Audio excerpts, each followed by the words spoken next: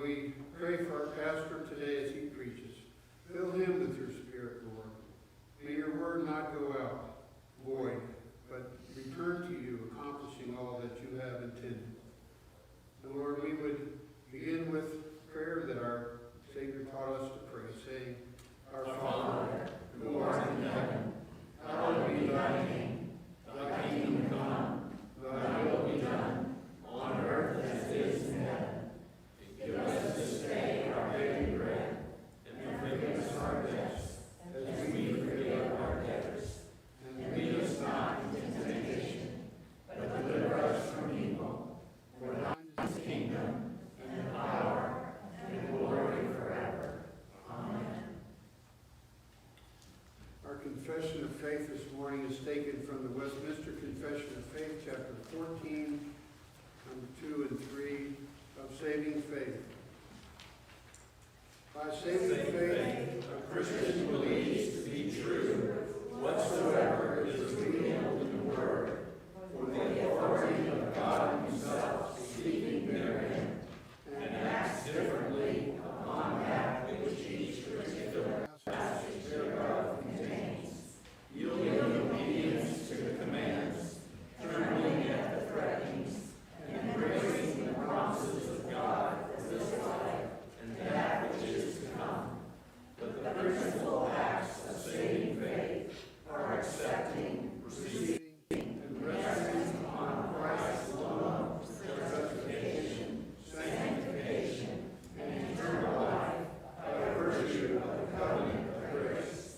This faith is different in degrees, weak or strong, may be often in many ways fail and weakened, but gets greater, growing up in many, to the attainment of full assurance through Christ, who is both the author and finisher of our faith.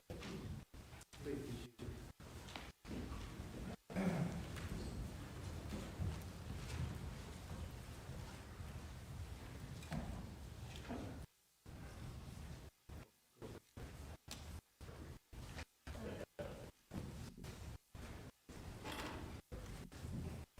Good morning. Today I want to talk about when things don't go so well. We all know what that's like in this time, right? So when we got up and heard about the pandemic, did we jump for joy? No, we did we? But do you know what? In Psalm 34, verse 1, it says, I will bless the Lord in all times. His praise shall be continually in my mouth. Now, that's not telling us that we need to be excited when things go bad. But what it is telling us is that our God is greater than any pandemic that can attack us. That it is through God and through Christ we have life. So we should be praising God for all of his blessings on us, even when things don't seem like they're going quite like we'd like. Let's pray. Dear Heavenly Father, we are reminded that you are in control, that it was necessary to send your Son to die, to pay a price we couldn't pay for our sins, and to rise again triumphantly. But because of sin, things don't always go the way we like. But you are there, watching over us, and will guide us through anything that attacks us. Thank you. In Jesus' name we pray. Amen.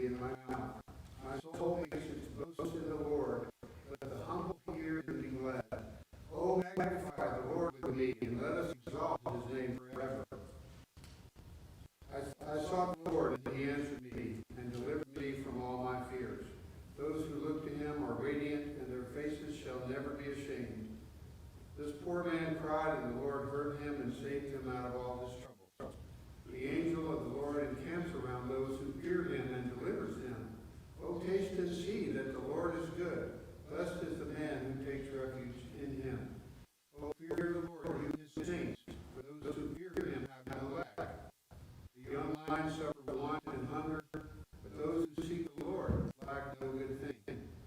Come, O children, listen to me. I will teach you the fear of the Lord. What man is there that those who seek the Lord lack no good thing? Come, O children, listen to me. I will teach you the fear of the Lord. What man is there that those who seek the Lord lack no good thing? Come, O children, listen to me. I will teach you the fear of the Lord. What man is there that those who seek the Lord lack no good thing? Come, O children, listen to me. I will teach you the fear of the Lord. What man is there that those who seek the Lord lack no good thing? Come, O children, listen to me. I will teach you the fear of the Lord. What man is there that those who seek the Lord lack no good thing? Come, O children, listen to me. I will teach you the fear of the Lord. What man is there that those who seek the Lord lack no good thing? Come, O children, listen to me. I will teach you the fear of the Lord.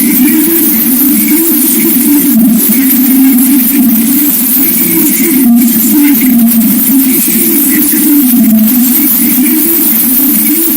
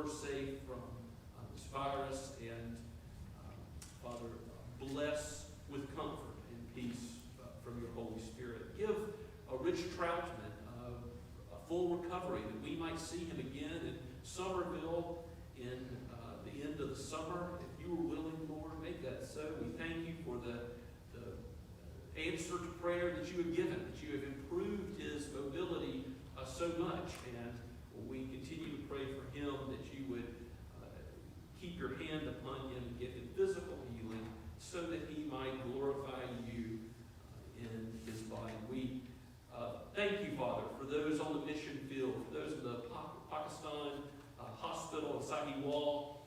Thank you for the Ackermans and their work there, and lift them up in prayer. We pray, Father, that you would do great work through the deeds of mercy and love that accompany the preaching of the gospel there in Pakistan. We thank you for our brothers and sisters in Pakistan, for the ARP Synod there, which outnumbers all ARPs in the United States of America. What a wonderful thing that you have multiplied disciples so much in Pakistan. And we ask, Father, that you would continue to grow your church and also teach and disciple and guide that body of believers into the truth, so that they would not be deluded by fine-sounding arguments or ever stray from Christ in any way. There are different challenges in Pakistan, and much of that has to do with the faithful biblical teaching.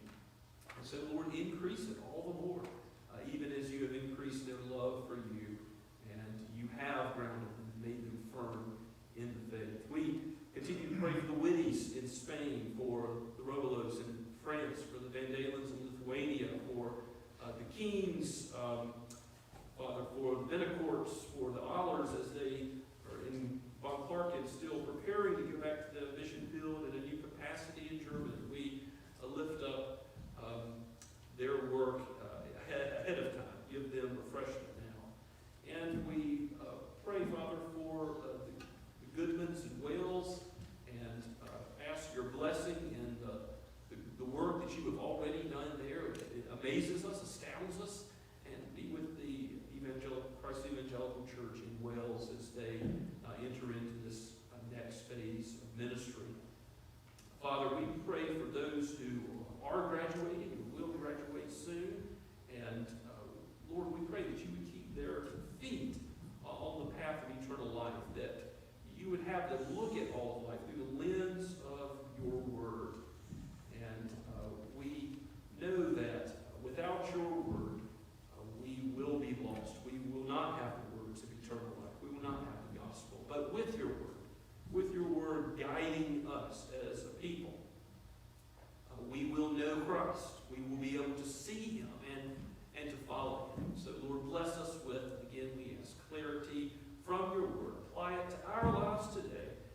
We ask this for your great name's sake. In Jesus' holy and strong name we pray.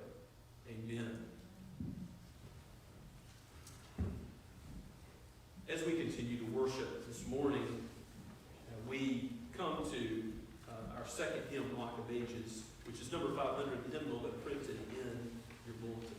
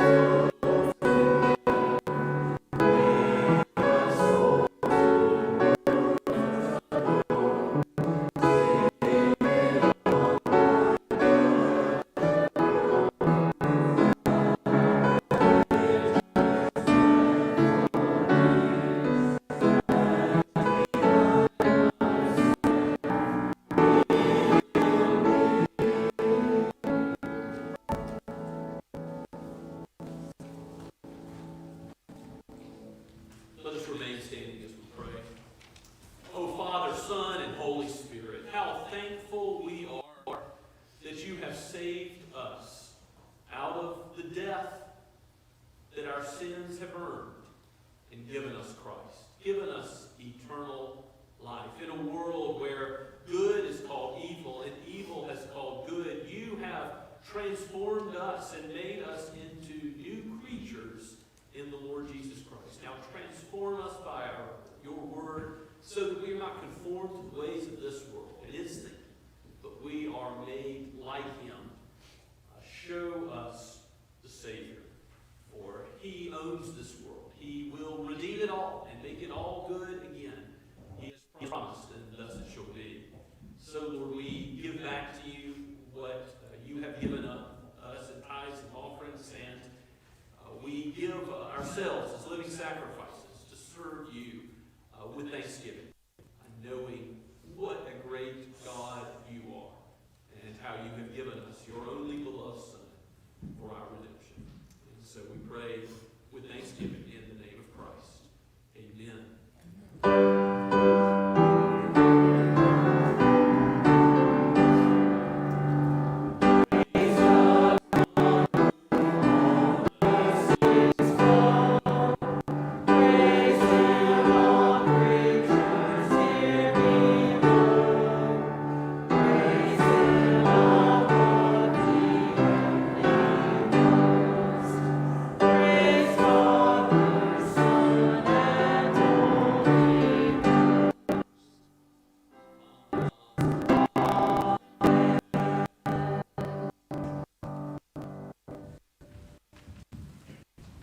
As you're seated, please turn with me in your copy of God's Word to Colossians. We made it to chapter 2.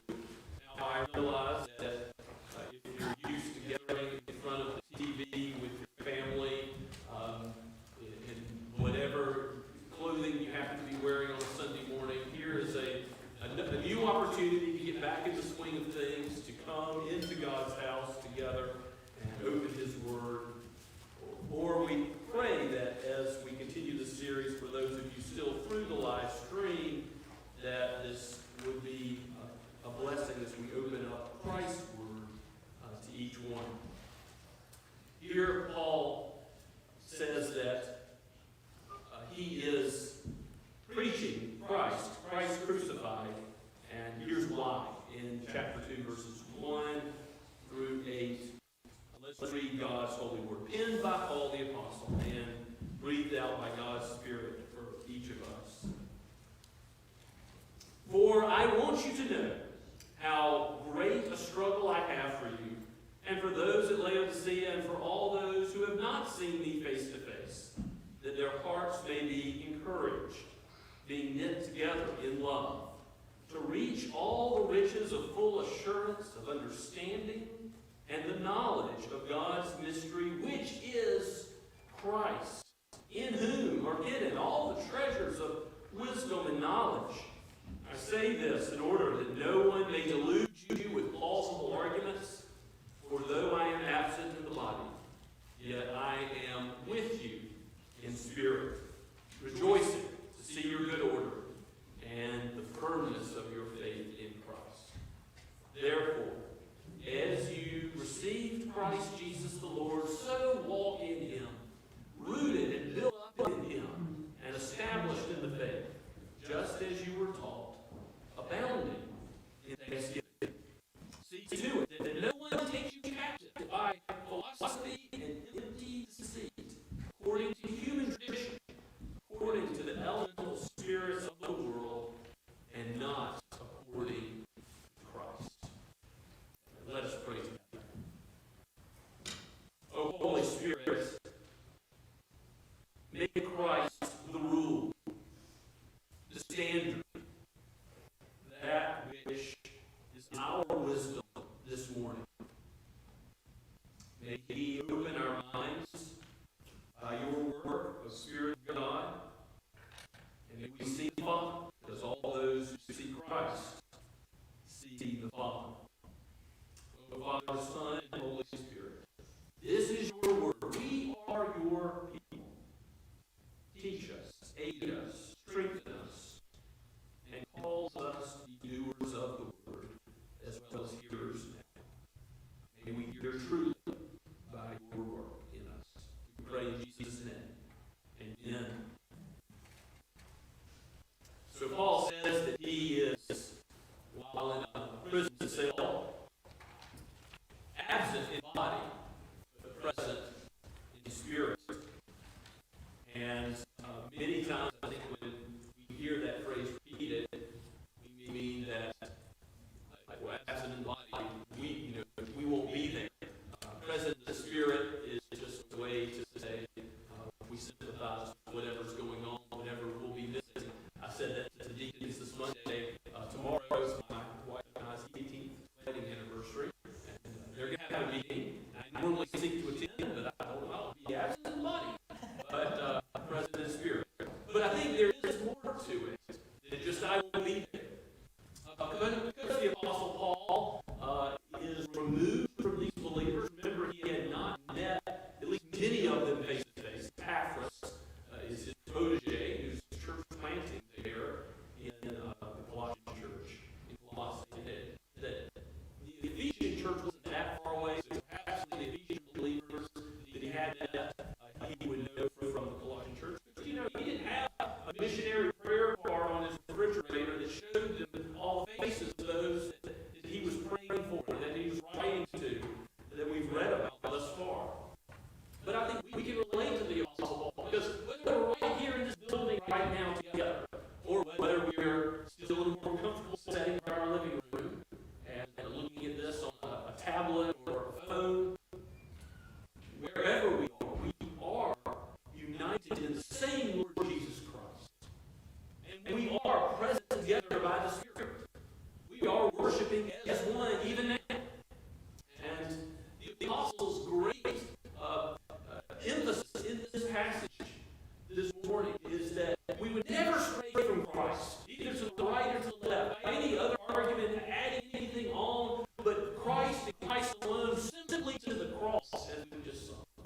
We would look to Christ and Christ crucified as the author and the finisher of our faith, the redeemed, resurrected Lord Jesus Christ, that he would be our hope. And the apostle makes this clear that the reason that he's laboring, if you look back at verse 1, the reason he has so great a struggle for the church in Colossae is that, and all those at Laodicea as well, another church there that you remember receives the famous letter of Revelation chapter 3. The reason he struggles for all the believers, Paul perhaps wrote a separate letter to the church at Laodicea, but we don't have that letter in history, in God's providence. It's not preserved for us. But nevertheless, we have the book that he has written, the letter to the Colossian church, and for all those who he has not seen face to face, his purpose is that their hearts, verse 2, might be encouraged. Now, Paul is not trying to encourage the church with merely happy thoughts, with merely the power of positive thinking. No, he is seeking to encourage them how? As they're knit together in love, whose love they knit together in? Christ Jesus. And because they know Christ's love for them, they're able to love one another. That's how the sweetness of Christian love is formed and encouraged. Those who have been knit together in love. And look what else he says. Also, to reach the riches of full assurance of understanding and knowledge. The understanding of God's mystery, which is in Christ. We talked about this mystery before. This is what was hidden, that's now revealed. Christ came to save not only the Jews but the Gentiles, to graft in all those who by faith would place their trust in him. So it's knowledge and understanding that will lead to a full assurance of faith. And the Apostle John talks a lot about assurance of faith in his first epistle, 1 John chapter. All the book is really written for the purpose of encouraging assurance of faith. If you look at 1 John 5:13, you sort of see John's purpose statement. He says, I write these things to you who believe in the name of the Son of God, that you may know you have eternal life. So some have believed in the Son of God, but shaky about whether they're really Christ, whether they really are saved, whether they really have eternal life. So if that describes you today, what would be a great book of the Bible to read Sunday afternoon? To sit down and read 1 John, to look over the reason that he wrote was so believers would have assurance. And by the same token, Paul is saying, one of my purposes is that you be together in love. Another is you have knowledge and understanding of the gospel so that you have assurance. Some purpose under knowledge and understanding of the gospel that you be saved, but also you have assurance. So assurance does a lot of things for a believer, doesn't it? It gives boldness, it gives conviction, it aids you in your loving of others in the church and those outside of the world. So assurance is something to be sought. It's a great pastoral concern. Certainly, your elders at Scots Kirk want you all to have assurance that you are Christ, to help you to know that you have eternal life. And that's Paul's goal as well. But as you keep looking at verse 2, there's an ultimate purpose that is undergirding both of these goals, that hearts would be encouraged in love and that there would be understanding and knowledge. It's that all of this would be in Christ. That together in Christ you have this knitting together in Christian love. Together in Christ you have the knowledge that comes from His Word. It's in Him. It's in Christ. There's this treasure trove of wisdom and knowledge. Verse 3 describes Christ as the fount, the rule, the standard, the one alone to which we are to look for wisdom and understanding. Now remember what Paul says in 1 Corinthians chapter 1. You turn there with me if you like, back up a couple books in the Scriptures. 1 Corinthians 1, I'll start at verse 18. Speaking of how the world looks at wisdom, how the Greek philosophers look at wisdom, Paul says, again, 1 Corinthians 1:18, for the word of the cross is folly to those who are perishing, but to us who are being saved is the power of God. For it is written, I will destroy the wisdom of the wise, and the discernment of the discerning I will thwart. Where is the one who is wise? Where is the scribe? Where is the debater of this age? Has not God made foolish the wisdom of the world? You can see there that God is taking those who think they are wise in any capacity and showing Himself to be wiser through the folly of the cross as it's preached in that glorious text. And Christ is opposed to the wisdom of the world. Even though the world says it's foolishness, God says the cross is what He will use to save His people. So in Colossians, when Christ is presented as this treasure trove of wisdom, you see in verse 4 that Paul is putting that up against, opposing it to what certain false teachers are saying in the Colossian church. He says, I say this in order that no one may delude you with plausible arguments. And what is a plausible argument? It's an argument that on the surface sounds good. It's attractive. And false teaching always has this ability to sound good at first, doesn't it?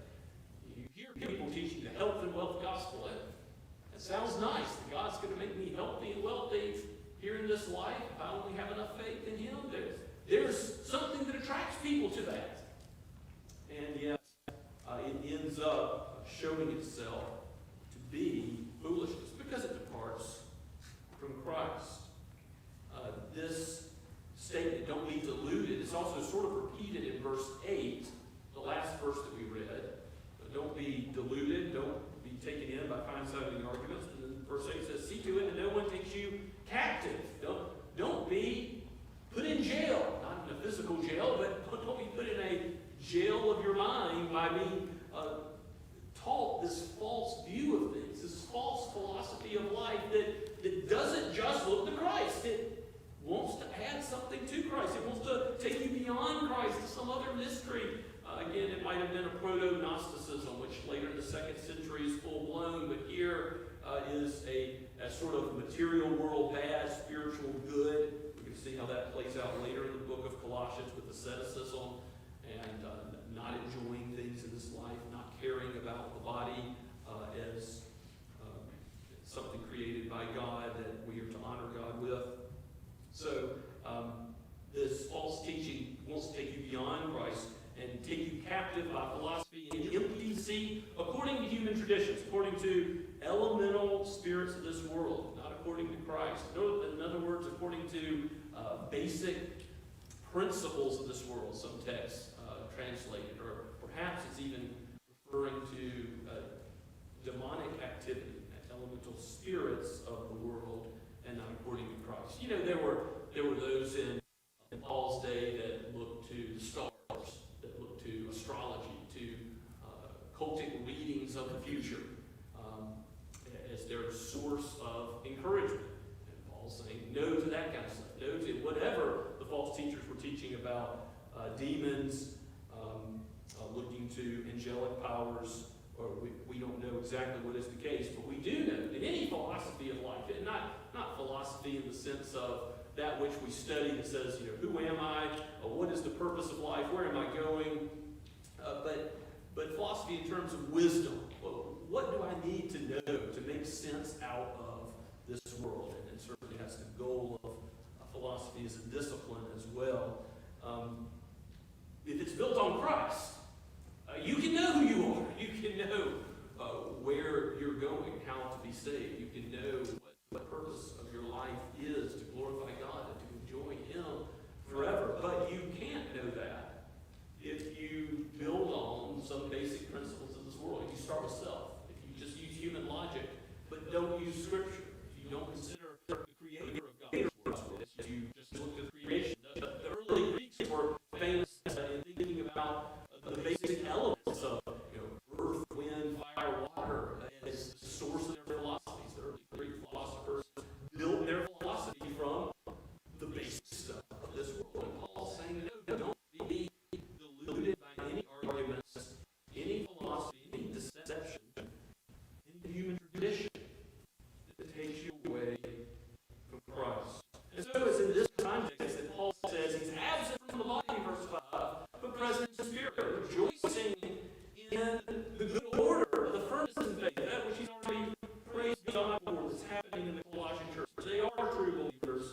He's saying, I'm absent in the body, but I'm with you in the spirit as you're connected to Christ. I'm connected to the same Lord Jesus Christ, and so we all are today. And he is ministering to them, even though he's in a jail cell. He's ministering to them in the name of Christ and saying, don't depart from faith that was once for all delivered and trusted to the saints. Don't go another route. Don't turn from the Christ that you received. You see that in verse 6. Therefore, Paul is now moving on in the argument, saying, therefore, as you receive Christ Jesus the Lord, walk in Him. And the book of Ephesians that Paul wrote around the same time, which probably the Colossians did receive as well. Ephesians chapter 4 makes this same point. If you know the outline of the book of Ephesians, chapters 1 through 3 are the teaching section, the theology, the doctrine. But then chapter 4 starts a new section. And going on to the end of the book, it's applying that doctrine to life. And look what Paul says at the beginning of chapter 4. After he's talked about Christ and the glories of the gospel, and how we are one, Jew and Gentile, in the Lord Jesus, how we're connected in Him. He says, I therefore, a prisoner of the Lord, urge you to walk in a manner worthy of the calling to which you have been called. And he starts to spell out what that looks like, with humility, gentleness, patience, bearing with one another in love. Doesn't this describe the life of God's people? We must be patient, gentle, bear with one another, eager to maintain the unity of the Spirit and the bond of peace. And he connects this to theology. There's one body, there's one Spirit. You were called to one hope that belongs to one call, one Lord, one faith, one baptism, one God and Father of all, who is over all and through all and in all. And then he's going to talk about spiritual gifts. You see how we're all connected in Christ, and then that means we live this life together, this community we have as the church. It's because of the theology that we all believe in the Lord Jesus Christ, that we are knit together in love. That as Psalm 133 says, we are, how good it is for brothers and sisters to dwell together in unity in the Lord, because we are in the same Lord Jesus Christ. So therefore, as you receive Christ, faith once for all handed to the saints, as Jude puts it in Jude verse 3. As you receive Christ, walk in Him. And that expression calls to mind that we are already seated with Christ in the heavenly places. We already have salvation. We are already counted as just because Christ is just. We're counted as righteous because He is righteous. But we've still got things to work out in our own experience, don't we? We don't live up to that righteousness of Christ in this life. We fail. And we need the Spirit. We need to be stirred up to love the brethren. We need to be stirred up to pursue the truth and to look to Christ and Christ alone. So, walk in Him. Walk in a manner worthy of your calling, Paul's saying. And then in verse 7, this calling is rooted and built up in Christ. He's the author and finisher of your faith. If you are like a tree that's going to bear good fruit in Psalm 1, what are you? Rooted, grounded in God's Word, that which proclaims Christ. If you're to avoid the path of the fool and to seek wisdom, you're to seek it in Christ and Christ's Word. Be rooted and built up in Him. He is the cornerstone of the church. For the church to be effective, we must be rooted in Christ. Every ministry must be rooted in Christ and built up in Him. And this is just as Paul taught. This is just as you were taught, he says, abounding in thanksgiving. And here, I would just say that I think that when we recognize that God is building the church, that it isn't just a human gathering, but it's a divinely orchestrated and ordained gathering, we see that we really ought to always have hearts overflowing with thankfulness. That God has called us together. That God has knit us together as a people with a purpose from Him, with a mission from Him, to spread His gospel, to love as Christ has loved us. As we understand what God has done in our own hearts, it can give us a peace, a comfort the world doesn't know, right? That's something to share. That's something to rejoice in. God's abiding presence with His people, even though we might be locked away in quarantine and away from other human beings, which is not the way God intended human relationships to be. But we still have a hope that we don't end up in despair, because we know that God is with us. And that leads to thanksgiving. There's many psalms of thanksgiving, but I want us to look briefly at 1 Chronicles chapter 16. This is a portion of Scripture where David first settles the Ark of the Covenant in the tent of God. And what did the Ark represent, of course, in the Old Testament? The presence of God. And God's presence, He's promised to be with His people as we meet in spirit and in truth of the Holy Spirit. We commune with Christ by His presence, just as the Ark physically represented the Old Testament Israel. And here's David's response. Start at verse 8. As you see David contemplating what it means to do what we're doing right now. To be together as God's people and to dwell with God as He is specially present to bless. Here's what David thinks to himself. Well, thanksgiving is the first thing on his mind. Oh, give thanks to the Lord. Call upon His name. Make known His deeds among the people. Sing to Him. Sing praises to Him. Naturally, we want to lift up our tongues to thank Him, to tell of all His wondrous works. Glory in His holy name. Again, the glory is where? It's in Christ. It's in the work of God. Glory in Yahweh's holy name. Let the hearts of those who seek the Lord rejoice. We have cause for rejoicing, because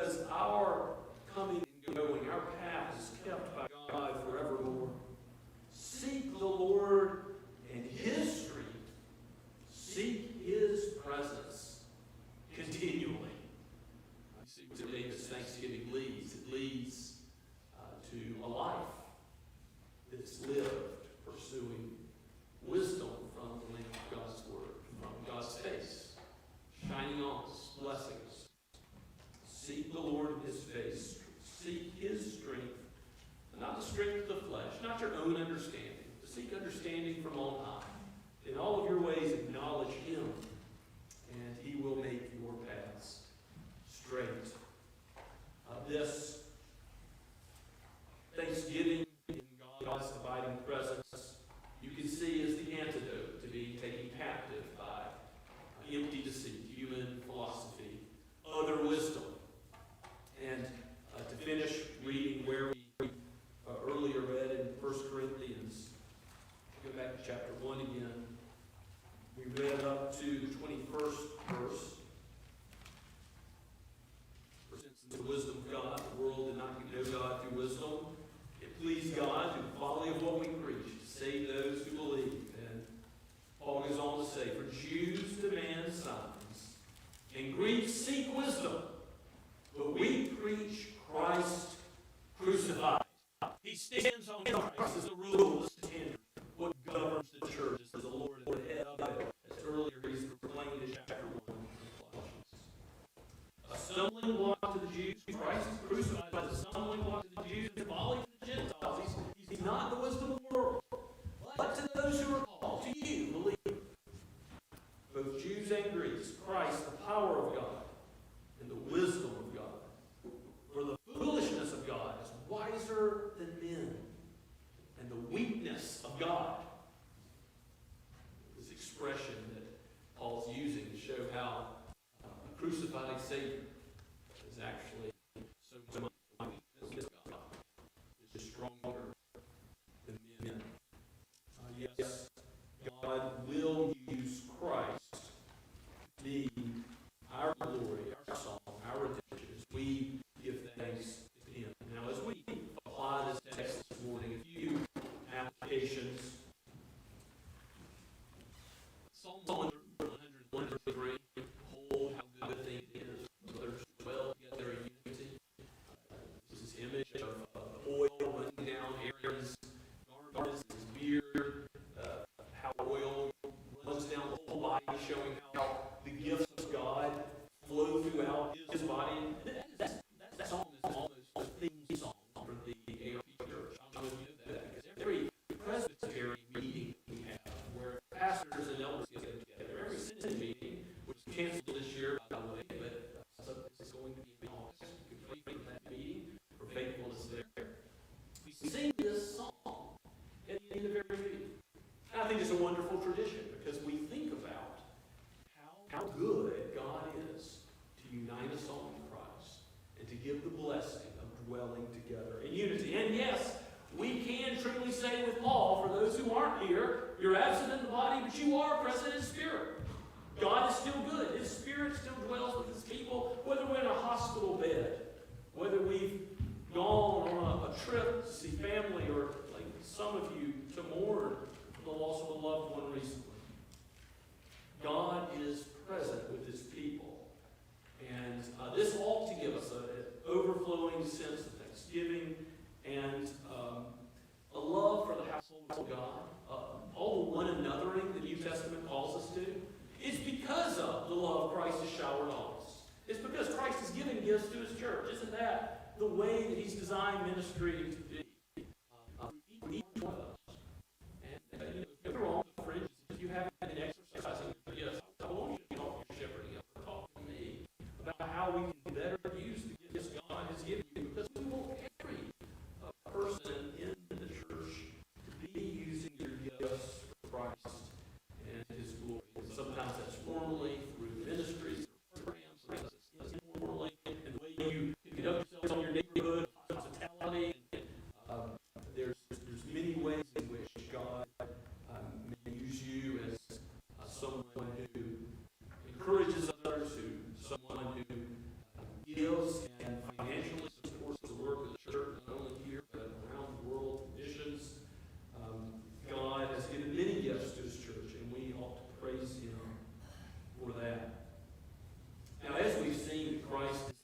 foundation for all wisdom. There's always a warning here that we ought to be careful not to stray from this foundation, to seek wisdom in some version of psychology that starts from basic principles of this world, but leaves out the Scripture in understanding the mind of man. That we ought not try to understand history, which is, after all, God's story, that He unfolds by His power, apart from the Word of God. Any branch of knowledge, even something as simple as mathematics, you might think, can an unbeliever and a Christian both agree that 2 plus 2 equals 4? But that's not really quite the case, is it? Because even science and math, they all come from the mind of God, the orderly rationality that comes from His character that He seemed to put in this world, so that we know that the future will be like the past. Experiments can be conducted. There is no subject. The whole university, which in the old days used to mean that all knowledge was unified. All knowledge was under the same God who gave it to the human mind. There is no subject of learning which can afford to overlook Christ. Parents, you must teach your children this. Whatever they are learning, it must be subject to Christ, or it will not be ultimately wise. Christ is our agenda, and no other agenda may be syncretistically wed to Him. We may not join anything at that foundation and root other than Christ Himself. And finally, I must ask, do you know the Christ of the Scriptures? It's possible that you've been a Christian for some time, and you know who Christ is as the Savior of sinners, but the mystery, the wonder of the God-man, the mediator, the prophet, priest, and king, all the fullness of God's revelation, you haven't yet come to understand and appreciate as fully as God wants you to. And part of what God wants for you as a believer is to love Christ more and more. And how will that occur? By studying Him. There's many things you can study with benefit in this life. But what more could you study than the Lord of glory Himself? Look at Christ in the Scriptures and consider who He is. There's many passages we could go to here. I always think of John 12:21, where, sir, we would see Jesus is the request. And that's written on some pulpits that the pastor would be reminded every time God's word is preached. We want Jesus to be seen, not ourselves, not some other agenda, but Jesus Himself. Jesus is the one who says, who do you think I am in Matthew 16? Not a prophet, not a good moral teacher, no, not what the world says, someone foolish to follow, but He is the Christ. He is the Messiah. In Luke 5:21, Jesus is presented as the one who forgives sins. And, the Pharisees knew what that meant. They knew as Jesus healed the paralytic, but first forgave his sins, that if He could forgive sins, that means He is God. Jesus is God. And because of that, they knew He was blaspheming, according to them. They did not believe He was divine. This is Christ. And Jesus, according to 1 Corinthians 1:25, is the wisdom of God, that which is wiser than men, the weakness of God, which shows men's strength to be but foolishness. Colossians 1, as we've already looked at this glorious chapter, is Christ Him, is a place to study Christ and who He is. And in Colossians 1, starting in verse 15, we read that Christ is the image of the invisible, the firstborn of creation. For by Him all things were created, in heaven and earth, visible and invisible. Whether thrones or dominions or rulers or authorities, all things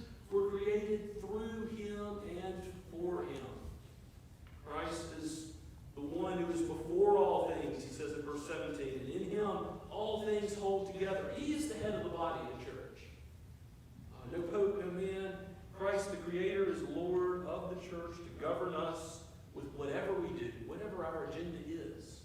It comes from God. That's why it's so important to maintain the crown rights of Christ over the church, over against any other civil magistrate. We are happy to comply with what does not cause us to sin, but Jesus Christ is the one that tells us to worship him and how it's to be done. And ultimately that must be held forth. That agenda can't be compromised by any governor or court or president or leader.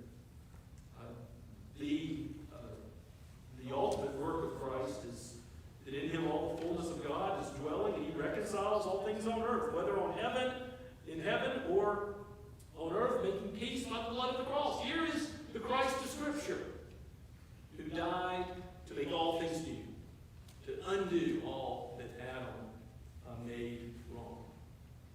Come, place your trust in him. He will never leave you or forsake you. He will never desert his people. Let's pray together. Oh, Father, it is good to come into your house and to be with your precious flock. It is good to hear your word and to hear of your Son and to be reminded, to remember who he is and what he has done. He is all of our hope. Oh, Lord, point us when we look elsewhere, back to Christ. Forgive us for ever seeking any other solace, any other peace, any other comfort, any other means to heal our broken world other than Christ, his scriptures.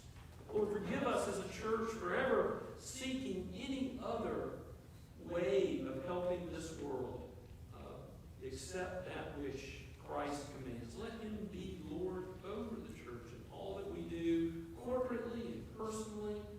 Let his presence bring us joy and thanksgiving now and when we depart, so that we might seek your face, your presence continue. We pray all this in Jesus' holy name. Amen. And let us stand now and praise Christ once again. Again, the hymn that we'll be singing is Wonderful, Merciful Savior, printed in the insert.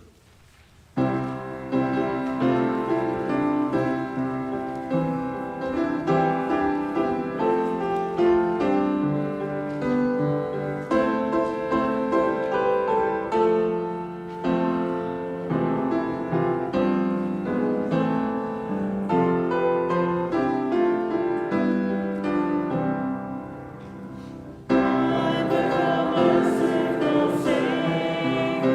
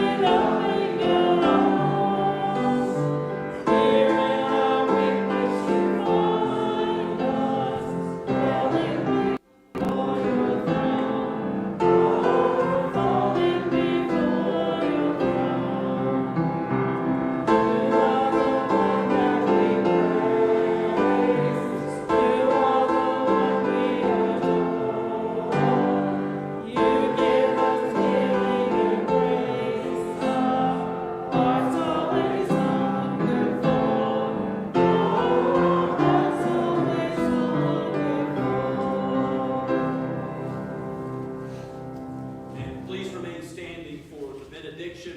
Before I do pronounce the benediction, I want to remind you all, please follow me outside, and you're encouraged to fellowship, but to do so out of the sanctuary, as we want to be as safe as possible. Let's give God praise as His word comes to you now. May the Lord bless you and keep you. May He cause His face to shine upon you and to be gracious to you.